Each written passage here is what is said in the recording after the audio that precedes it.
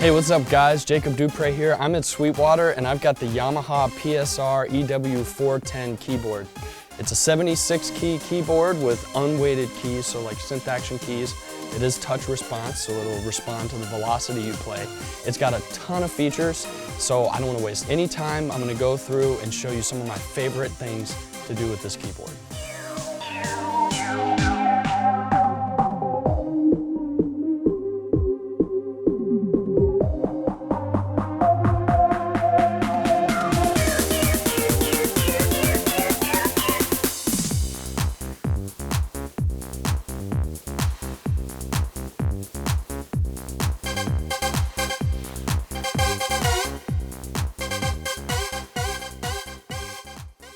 So the first thing I'm going to do is play this jam that I came up with using a few features from the keyboard that I really love. One of those is the quick sampling, which lets you record from an external audio device into the sample zones here, A, B, C, D, all the way up to G. And so what I did was I did some recordings of my voice and then I synced them to the notes in the sample zones. So I'll do that for you. Then there's also the Groove Creator, which lets you basically act like a DJ, and you can change from section to section of these pre-programmed EDM, electronics, and hip-hop music track. I'm going to use one, it's number 27, called Trap. So it's like a trap beat, hip-hop beat. I'm also going to use the track control. That's really awesome because it lets you do stuff like, say you want there to be a section change to another part, you can take the bass out, or you can just take out, if there's like a synthesizer part that's playing some kind of chords up high, you can just take that out. So I'm going to be switching back and forth between that and using those three things. So here we go. Get ready.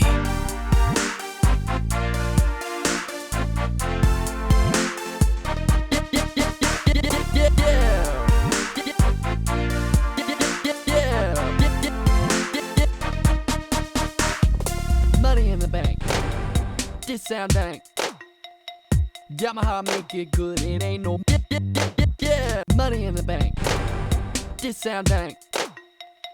Yamaha make it good, it ain't no prank. It ain't no prank. Mama said that Yamaha cause it sound dank. Yeah, money in the bank, this sound dank. Yamaha make it good, it ain't no.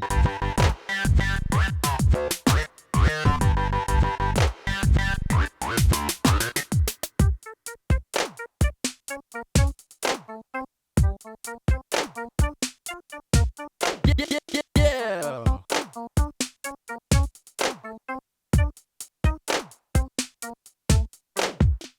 So there's a few more features I want to tell you about now. One of those is the song section. So what that does is there's some songs that are already built in that you can play that are already in the keyboard, but you can also record your own songs by assigning them to different tracks. So you press record over here and then you select what track you want to record to. I already put something together. You might recognize this song. So I recorded all the parts with sounds on the keyboard, bass, drums. The drums I used from the style section. I used one of the disco beats that was in there, I believe disco number 2. And then I used voices to add the bass and to add the piano sound in.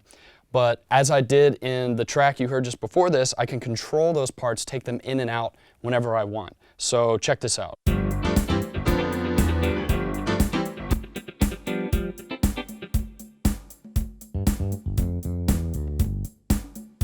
So at any point during the performance, if say I want just to hear drums or I want to take out some background stuff, I can do that. So here I'm going to do a quick performance to show you how I can use track control. Also, I have as my voice, I want to have the CP80 piano, and I already have that programmed into the registration memory here. So all I have to do is click 3, and now I have my CP80. Okay, so I'm going to start out with just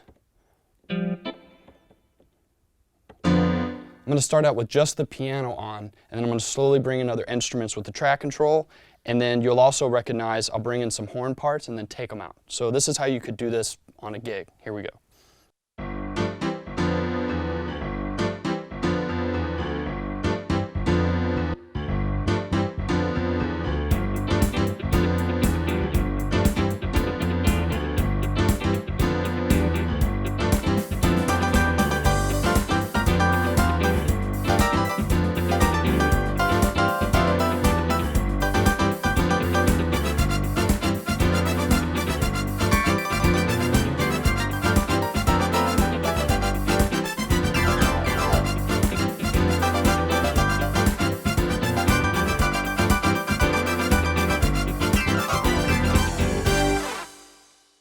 The live control knobs are another really cool thing to use, especially in conjunction with the groove creator, which you heard me use on the track in the beginning.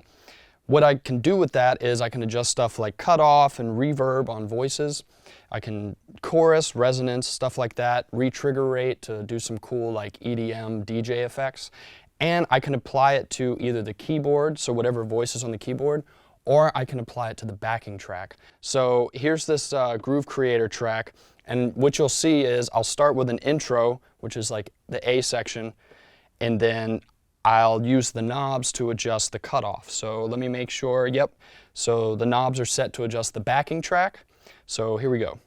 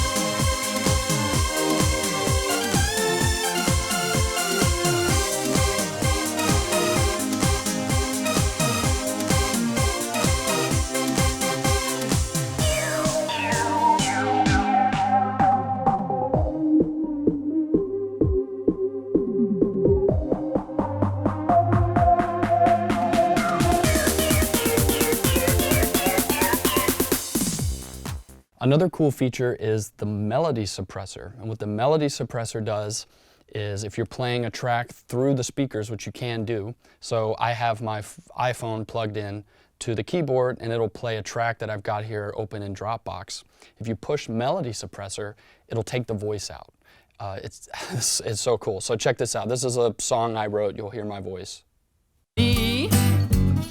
So she drives to the big city. Well, I know she's a little risky. So hopefully you could hear that whenever the melody suppressor's on. It kind of sort of squashes the track down a little bit too. But if, you know, say you're playing just with this keyboard by yourself solo and you don't have a band with you to play that song, you could take the melody out and you could have a mic and you could sing with your track. And it'll come through the keyboard speakers and go, if you're going out into speakers, it'll go into that too. So that's really cool. So because the quick sampling is such a cool feature, why don't I take you through how you do that, how you sample something from an external device into the sample voice. So what I'm going to do is I have my iPhone still plugged in, and you click quick sampling, and then it brings up quick sampling, then you press the key you want to record to. So there's already something on this G zone up here, so I'm just going to click it. That's what's already there. And then it says loop, yes or no. And so that means like if you press the black key, is it going to loop it continuously, or is it going to stop it? And then the white keys, you have to hold it down to get it to loop. So I'll say, yes, I want it to loop. And then you press record. And now it's listening. And then I push play on the track on my phone. And then it's going to record it. Wow, wow, wow, wow, wow, wow, wow, wow, wow, wow. And it only records about 5-6 seconds of audio. And then when it's done, it's full, it'll say writing. So it's writing it. Now, wow, wow, wow, wow, wow. Now I've recorded it to the G zone. That's a track, that's a sample you probably heard in the little Yamaha rap jam. So one of the hallmarks of keyboards of this type are to be able to have a style track going with a drum beat and use your left hand to play chords, and it changes the chords with the beat. And you can use a voice in the right hand and you have like a full accompaniment going for you. So let me just show you how that works. So you've got the voice here, so I want to get an electric piano, say. So I've got this cool Galaxy, this cool piano, and then I go to style and I want to pull up like a disco track. So I've got 70 Disco 2, that's one that I really like. Then I can set up over here in the style section, this controls the accompaniment pattern. So I can go to, I want to sync start, so when I press a key, it'll start playing. And then I say I want it to start on main A, which is one cycle. If you push the main A fill button, it'll fill into cycle B. So there's sort of 2 drum groups for each style.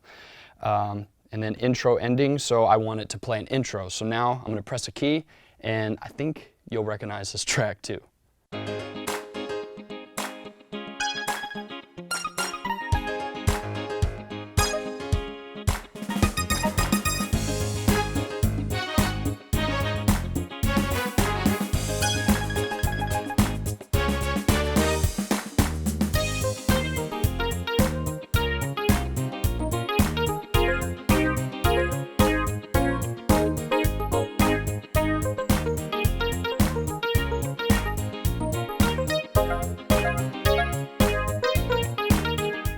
Another feature is the DSP, which allows you to add effects to the voices in the keyboard. So when you click DSP, it turns it on. If you want to change the type, you hold it down, and then it loads. So here's some chorus. Sort of gives it an out-of-tune sound. There's also flanger. And there's a bunch of effects. There's more than that. There's even distortion. If you want piano distortion. This keyboard also has USB to host and USB to device. Those two things allow you to go into an iPhone like I've been doing here, and the device will let you do something like this. You can plug in a flash drive, and like I was playing tracks from my iPhone, going with the melody suppressor, you could use this and play tracks from that too. You click the audio button here, and it'll take you through a list of tracks that are on the flash drive. You can also use it to save your bank memory and other settings that you make in the keyboard to recall and take on and off the keyboard whenever you want. The I/O of the keyboard includes, as I was just saying, the USB host and the USB to device. There's also a spot for sustain pedal, headphones. There's aux in, which is an 1/8 inch in. That's how I was sending sound from my iRig Pro Duo over here from my phone, so I could play sound through. And then there's the 1/4 inch output, so you can send it to speaker system or whatever you'd like. Yamaha has a lot of apps in the App Store that go with their keyboards. One of those I have on my iPad right now. It's called Visual Performer. It's really neat. It'll take these graphic things and it'll sync it along with the notes you play and create these cool colors and patterns and all kind of stuff. So here, let me show you. So I've got Eclipse here. If I play the grand piano, this is the live grand piano number 1 in the voice section.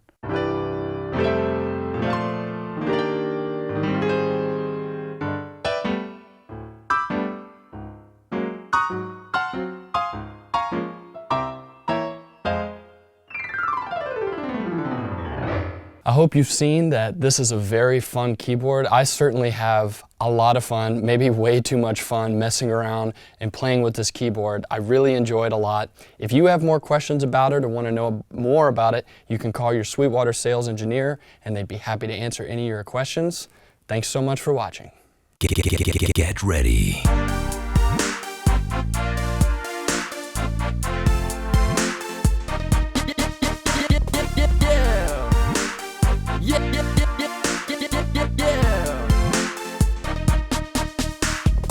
Money in the bank, this sound dang.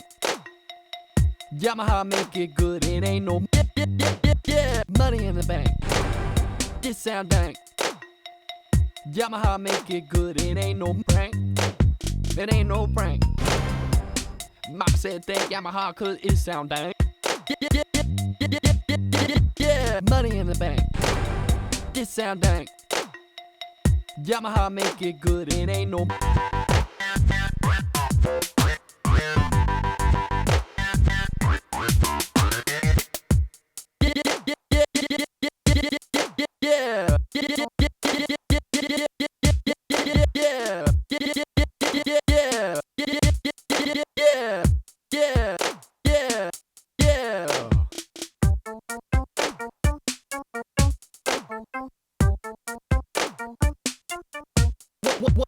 Wow, wow, wow.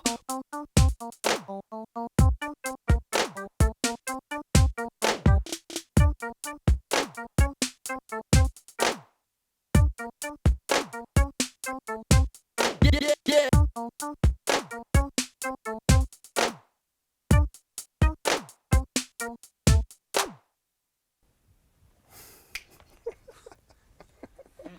Okay, does that...